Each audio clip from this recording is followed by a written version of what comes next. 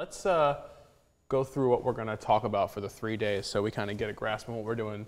Today, we're going to talk about storytelling theory, and you're going to, really everything we do falls under storytelling theory, because that's the one thing I feel like is missing from people who are just entering into this, trying to capture beautiful looking clips and arrange them. It's all really about the story. We're going to talk about reality versus fantasy, okay? What is real and what is you as a storyteller making something fantasy. We're going to talk about the structure of a story. We're going to get into some storytelling techniques. We're going to understand conflict, and we're going to understand that conflict is really the foundation of storytelling and how you sort of create something intriguing. The reason why we're spending an entire day on storytelling is when you go to the educational universe out there for DSLR filmmaking, you see a lot of discussion and a lot of education on gear. And what's missing in a lot of this is a discussion of what the whole purpose of it is. It's storytelling. And if you understand storytelling, then you'll understand how to use gear and how to use it effectively.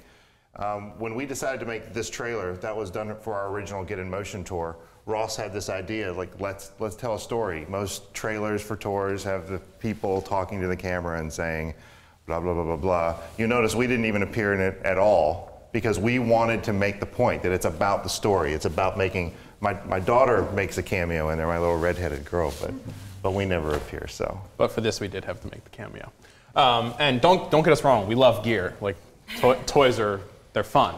Don't get me wrong, I could go into some camera stores and spend some money. We've got some gear arranged over here on the table. We don't like to talk about gear unless we can tell you, use this because this is how it's going to affect your story, as opposed to use this, it's cool.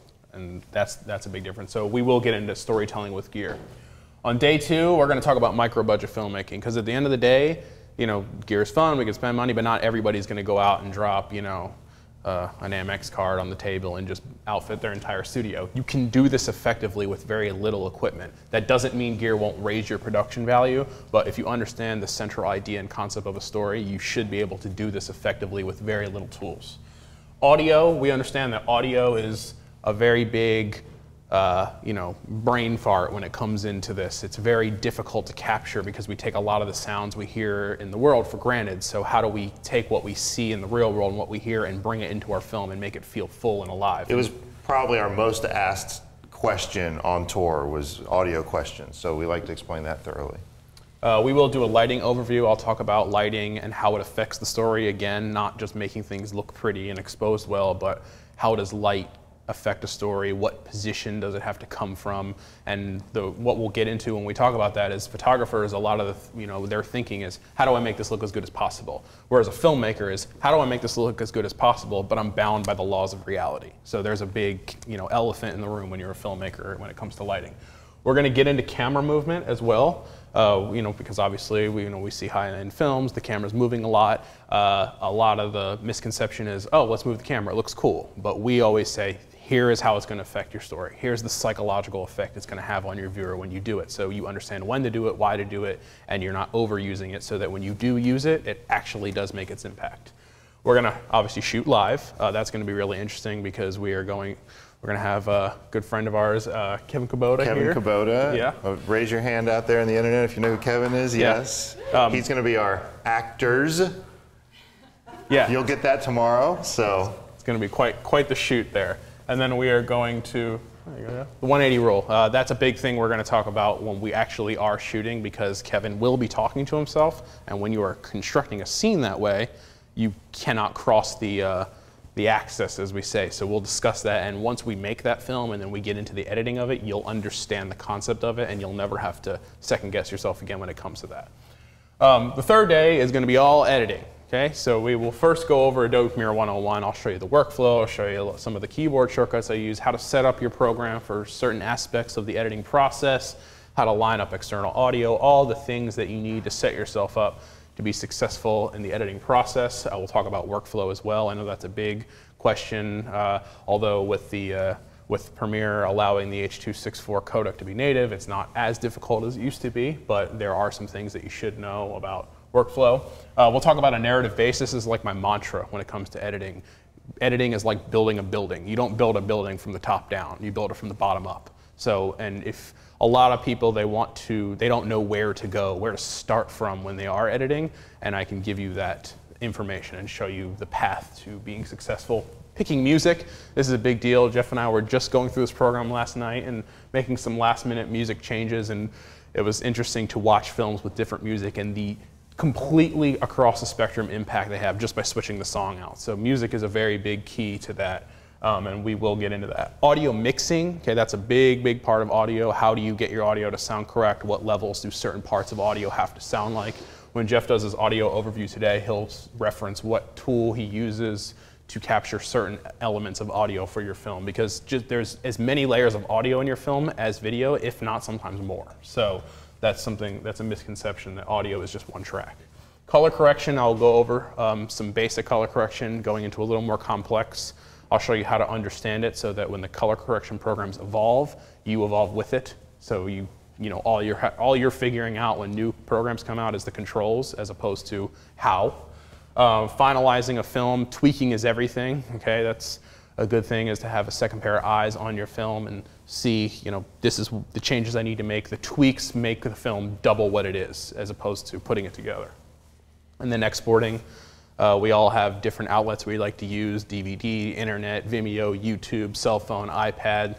They all have different settings, and I'm going to give you a couple of those to show you how to export your film for clients and things of that nature. So those are the things we're going to go through. And we're really excited about day 3 because normally on the tours we get to spend about 30, maybe 45 minutes on this. And if you think about it, what we like to say is filmmaking is all about storytelling, but the editing process is where your story comes alive. And again, lots of seminars about gear, not as much about storytelling, and even fewer about the editing process, which is why our tour this fall, Ross's tour, Making Magic, is 100% editing, because we really think that there's a lot of desire for people to learn and understand editing theory and principles, because that's where the story becomes real. Yeah, and when I first started in this about 7 years ago, I started out as an editor. That's the only thing I really could control, because when you don't have money, budget to shoot things, and people are asking you to do stuff, my knowledge of lighting was very small. So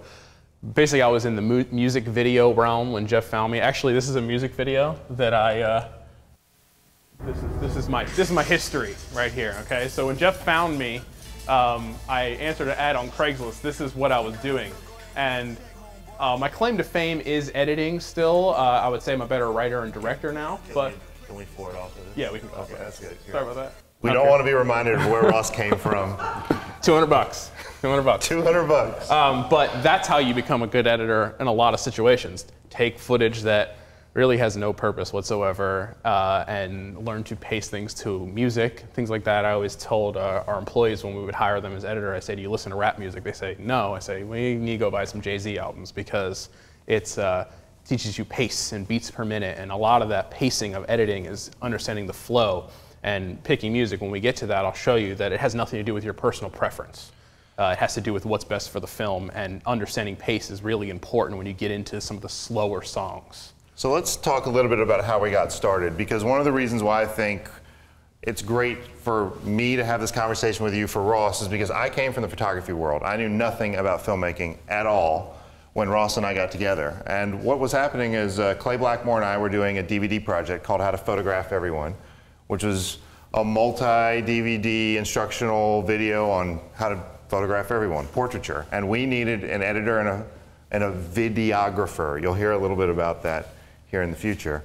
I put an ad on Craigslist, and Ross answered, and he showed me this movie trailer, and I was like, oh, were you like holding the microphone for this movie or something? And he's like, no, I wrote the movie, I directed the movie, I shot the movie, and I edited the movie. And I was like, you wrote your own movie, really? And so we hired him, and we were doing this project with Clay, and we were on the way to a family shoot where Clay was going to be doing some portraiture at the home on location. And for whatever reason, I don't know, it was probably like the spirit of Monty or something came over me. And I turned to him, I'm like, you know what, let's not film Clay making photos. Let's turn the cameras on the family and shoot their experience and make something for them. And it was really just like out of the blue in the car like that. Basically, it's my third or fourth day on the job. What's interesting is that when I did show up my first day on the job, they had the first 5D Mark II, and I just got done shooting that movie with a camera about the size of the cameras that are pointing at us right now. And he handed me this 5D, and I was like, these guys, they have no clue what they're doing. I'm gonna just finish out the day, I'm gonna be respectful, and then I'll never talk to him again. But Jeff made me download the footage before I left, which totally changed my perspective on where this is gonna go. And obviously, DSLR has taken over the world. So when he said, we're going to this photo shoot, let's see if we can make something about the family. Although it was last minute and there was no preparation, I was basically hearing him say, hey, do what you do as opposed to what I hired you to do. So that opened up a big can of worms. And so we're not, just to prove that we don't have egos, we're gonna show you the first family-related, client-related piece we ever made. This is before we became Cinestories. This was us doing a DVD project. Because there are problems with this. We want to show you that you can come from anywhere, you can do this. There's also going to be some really interesting things about this, even though there are problems, and that's what we want to talk about after we watch it. So let's go ahead and watch this, and then we'll discuss it.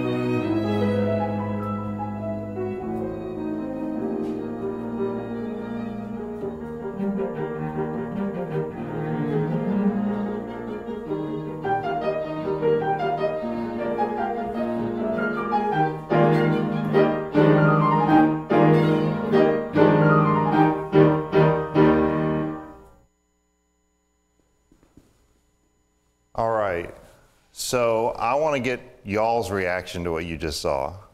Why don't each of you take a turn and say what you thought of this? And remember, we don't have an ego, all right?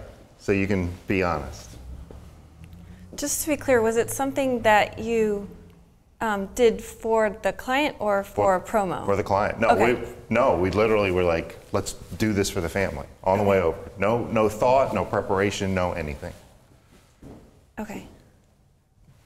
I liked the way the music was incorporated with the girl playing the piano. That seemed to flow really, really well. Okay.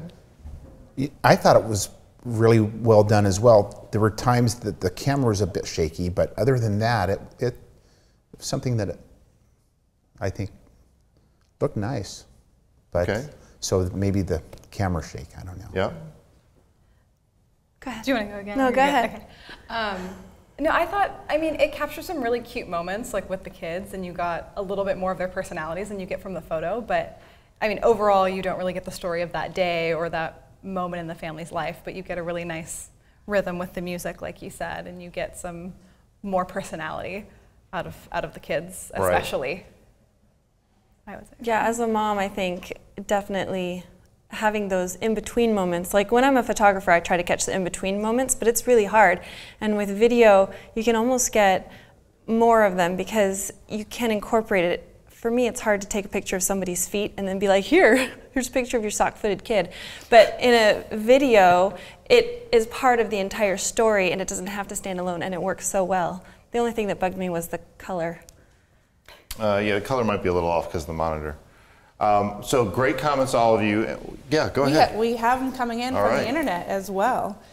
So Amanda Kahn says, I like how the music and the piano playing was used to create a rhythm with the footage and the pictures. Okay, I want to go ahead and I just want to make this point. We know the footage was really shaky. Like, it's embarrassing. Ross and I are sitting over here shaking our heads. Right? I can't even watch it. All right, and we know if we were to make that again today, that the production value, how we shot things, would be significantly raised. Mm-hmm. But what do you think that family thought when they saw it? They thought what you said. Like, I got the in-between moments. They were overjoyed. They loved what this was more than they loved the photos. Mm-hmm. And this really is instructive because when Ross shot that, he would shoot for 5 seconds here and 10 seconds here, and he was moving all over the place. And I saw some of the footage later on, and I saw it was kind of shaky, and it wasn't long enough. And I'm like, you've ruined this. My idea that we had on the way over here, dude, you like have completely ruined this. He's like, relax, I've got this. And when he showed it to me, I cried. And the reason I cried is because when I saw that family bond, it reminded me of the way I feel for my kids and my family and my wife. And that's what good storytelling does. Is it takes something that you see and relates it to your own life. And that's the point. Even if you have bad, shaky footage, you don't have any production value to it at all, if you can make that connect through a story with emotion, then you have a very powerful film. Yeah, and I don't have any kids, and I made 24 when I made that film. No emotional connection whatsoever. So that's also storytelling, is you don't have to always draw from personal experience. You just let, me and Jeff were just having this conversation the other night, you let the moment take over and extract what you need from the moment, and that's how you make a good story.